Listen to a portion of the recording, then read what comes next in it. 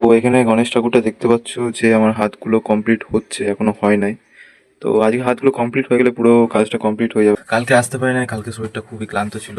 আর আজকে এই মুহূর্তে কিছু কমপ্লিট করতে হবে। আরও অনেক জায়গায় কাজ আছে, সেগুলোও মানে ডেট দেওয়া হয়ে গেছে। তো এখানে আরেকটা মূর্তি বাকি আছে নারায়ণের। তো ওই মূর্তিটাকে আমার কমপ্লিট করে এরপরে বেরিয়ে যেতে হবে এখান থেকে।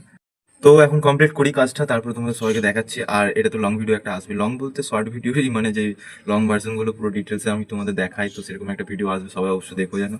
এখানে দেখতে পাচ্ছ আমার গণেশ ঠাকুরটা কমপ্লিট হয়ে গেছে। আর চারিদিকে প্রচুর বৃষ্টি পড়ছে। আর আমি এইদিকে ভাবলাম যে কাজ করবো, কিন্তু এইদিকে জলের ছিটা মারছে শুধু। আর তোমরা দেখে বলো যে গণেশ ঠাকুরটা কেমন লাগলো তোমাদের। আর এটা পুরো ভিডিও আসছে, তোমরা দেখতে থাকো। তো গণেশ ঠাকুরের মূর্তিটা কমপ্লিট করার পরে আমি ভাবলাম যে এইদিকে নারায়ণ ঠাকুরটাকে আমি ধরবো। তো এখন যা দিচ্ছি, মানে হাওয়াটা দিচ্ছে, ছিটা মারছে। তো ওইদিকে আমি কাজ করতে পারবো না এখন যতক্ষণ না বৃষ্টিটা থামতে পারবে না, আমাকে দাঁড়াতে হবে। তারপরে আমি এই নারায়ণ ঠাকুরটাকে জানাবো, তার উপরে কিছু কাজ হবে, সেগুলোর জন্য মানে রডের কাঁচা হয়তো বাঁধতে হবে। তো যতক্ষণ না বৃষ্টিটা থামছে ততক্ষণ আমি কিছু কাজ করতে পারবো না। তো এই ছোট্ট করা ভিডিওটা তোমাদের কীরকম লাগবে সবাই জানিও। আমাদের কাটা ভালো দিন সবাই। দেখো পর্যটকের মেঘ ডাকছে এদিকে, মানে বাজ পড়ছে, শুধু একটার পর একটা বাজ পড়ছে।